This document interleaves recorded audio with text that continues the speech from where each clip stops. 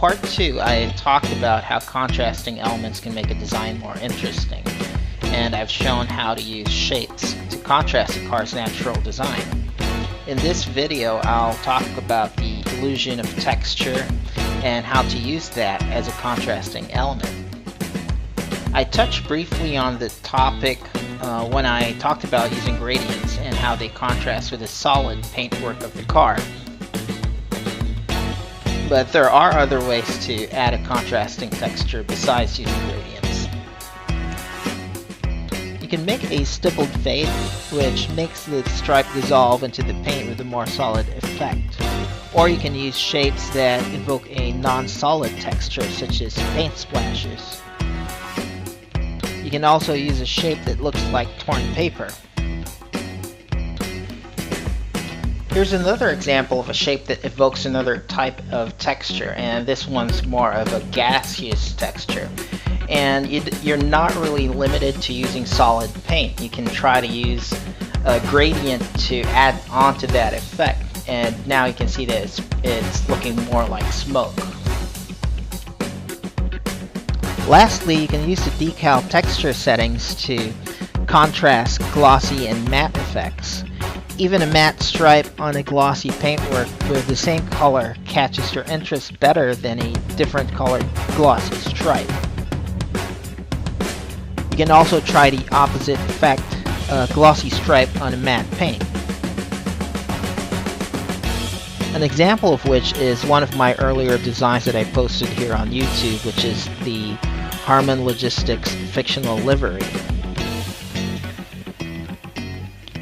And there are a lot of different paint texture effects that you can play around with, from matte to chrome to luminous paint.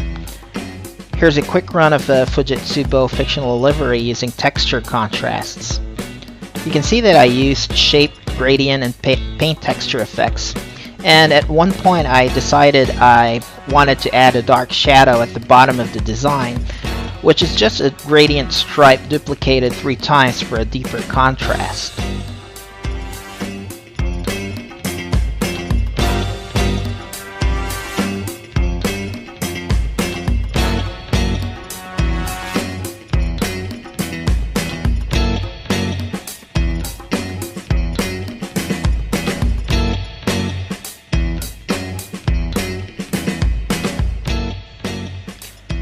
I consider these first 3 videos in the series as a good basic foundation for creating a livery within 15 minutes. They are aimed more at getting you racing as soon as possible rather than giving complex instructions on creating a design. And you can always use each video as a basis. For example, you can try to follow the car's natural lines and use gradients or different textures to make the design more interesting.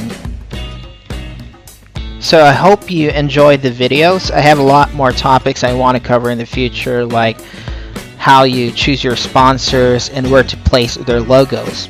I might probably do a video on choosing colors before I move on to more complex techniques and guides. So hit that subscribe button if you haven't already, because there are more videos to come.